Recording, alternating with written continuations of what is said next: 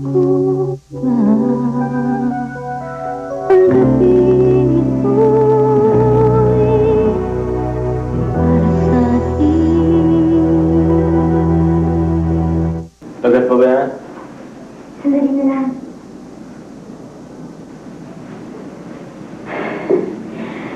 Pwede ka nang humarap. Ano sa palagay mo? Ganda. Maganda. Maganda? Bakit pang si Mana Santa yung mukha mo? Wala.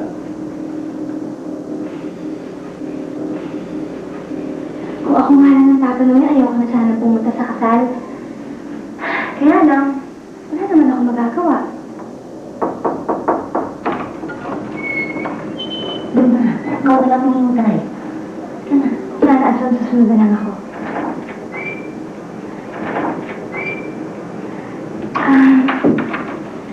Maano na ako, babalikan kita agad. Nagugutom ka ba? Meron ka bang gustong ipabili sa akin? Wala. Gusto mag-ingat ka na lang palagi. Bakit kung magsalita ka parang hindi na tayo magkikita? Luna! Eto na ho, Nana Asol! Sige ha.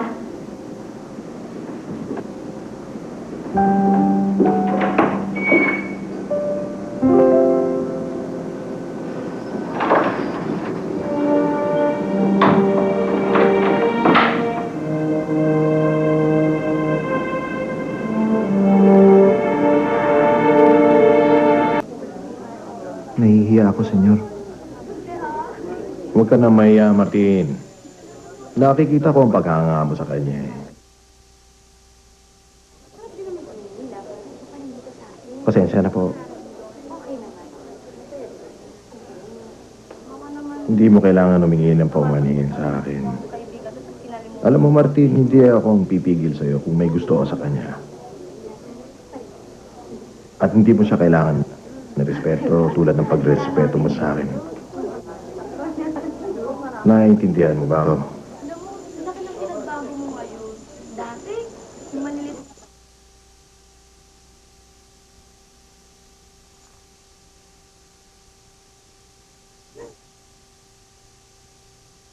Pinagbago mo.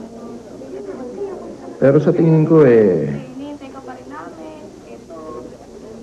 kung may lalagay natin sa tamang lugar aamo din yan.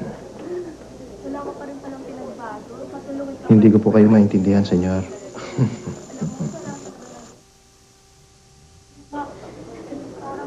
Para lumambot ang puso. Pero may iba naman na kailangan daan sa dahas para matuto. Si Luna yata hindi madaan sa lambing. Ano sa tingin mo?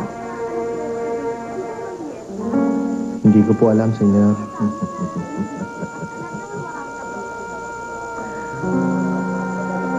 Pwes, halamin mo.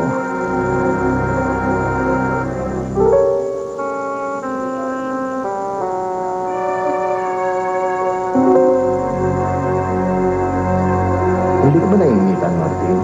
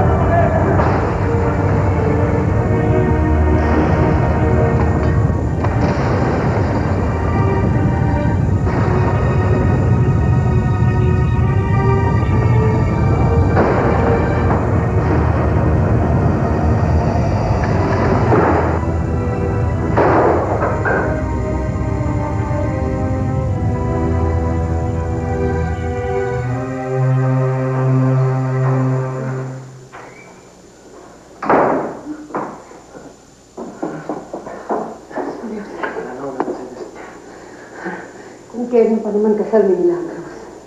Pati langit tutong sa kanila ni Ramon.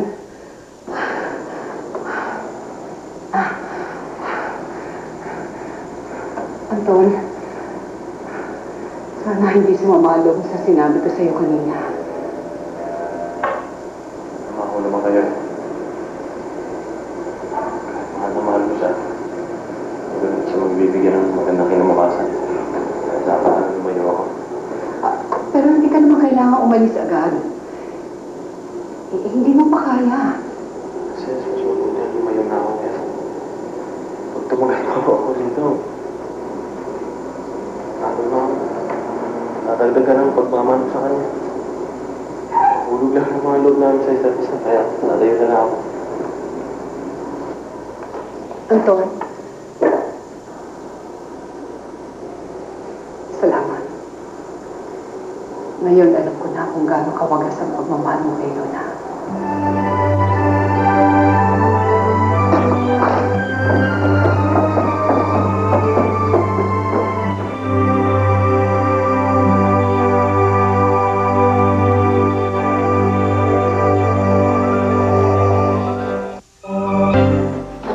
Lola?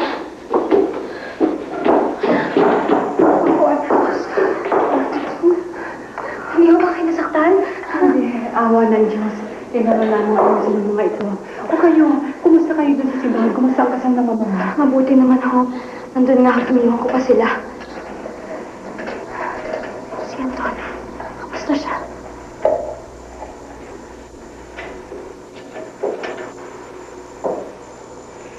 Luna, hindi ka muna ito.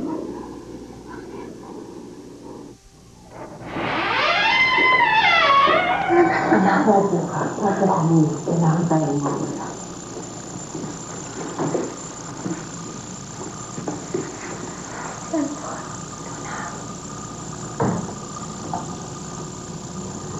Luna, wala na siya. Umalis na siya.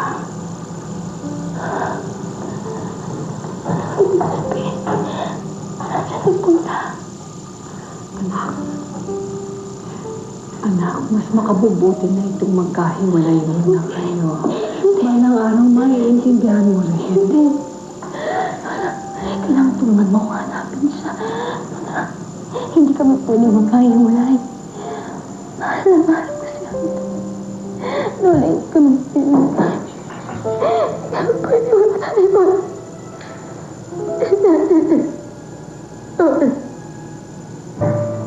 Pwede.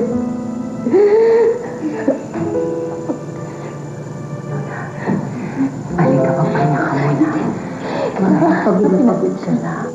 Kailangan hanapin. Hanapin. Wala, hindi ko pa. Hindi ko.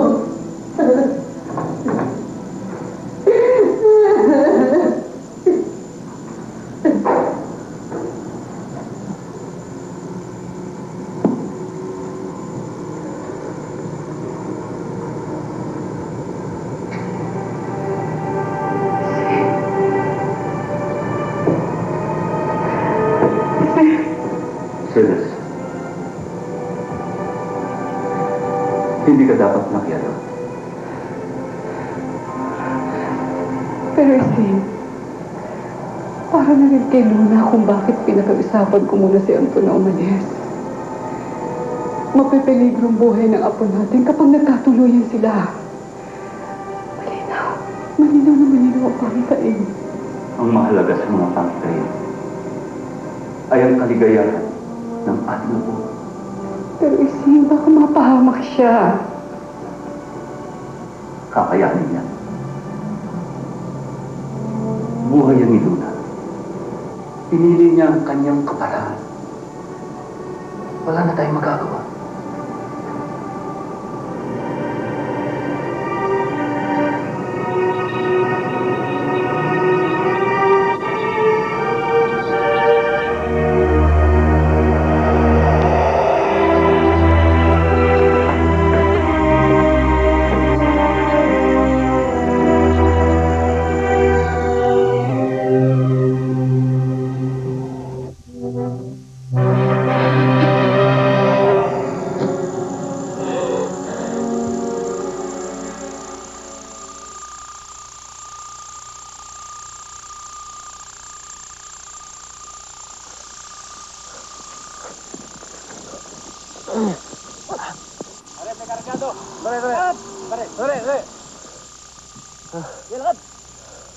Problema ba? Ano pangalan mo?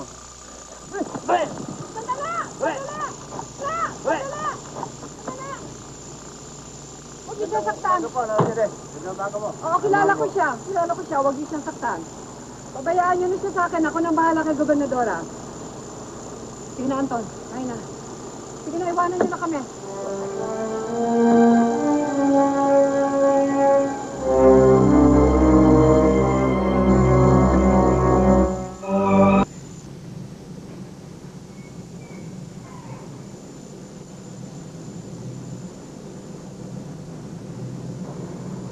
Alam mo, kung ako na ang tatanong, hindi kita iiwan.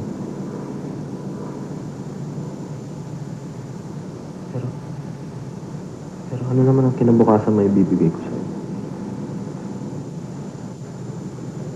Anton, handa ako.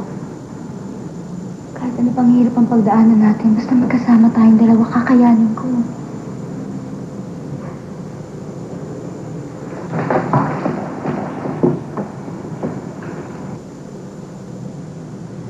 Meron akong ipinaglalaban na mas importante kaysa sa ating dalawa. Alam ko yun. Natutulungan kita.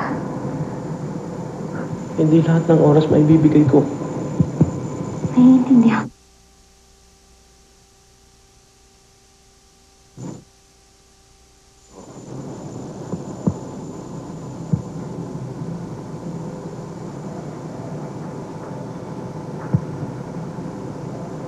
Handa akong itaya ang buhay ko para sa kilusan.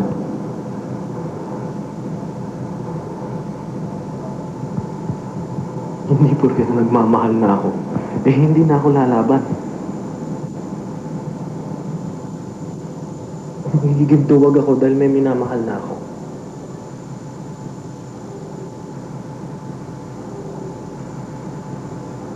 Naiintindihan mo ba?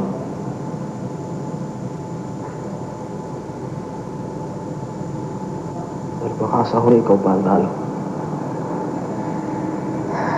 Bakit naman kailangan pati buhay mo itaya mo? Yun ang armas ko. Hindi bala, hindi baril, hindi pasabog.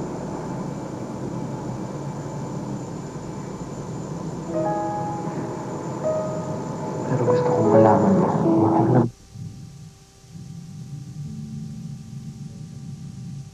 Hindi porket na itinataya ko ang buhay ko, wala.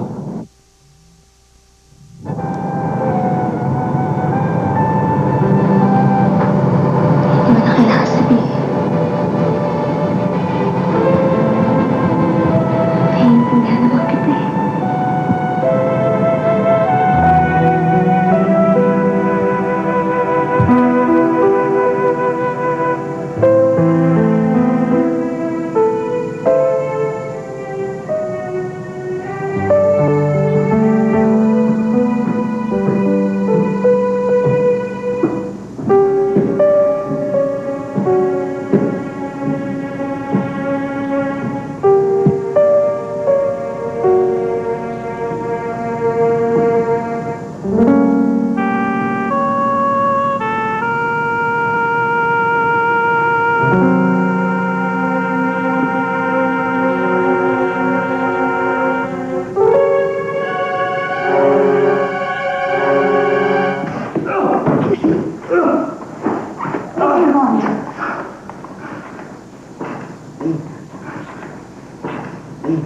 May pinag-uutos ng buwan, senyor.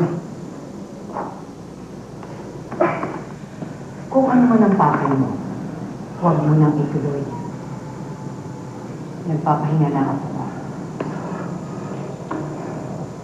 Sige na.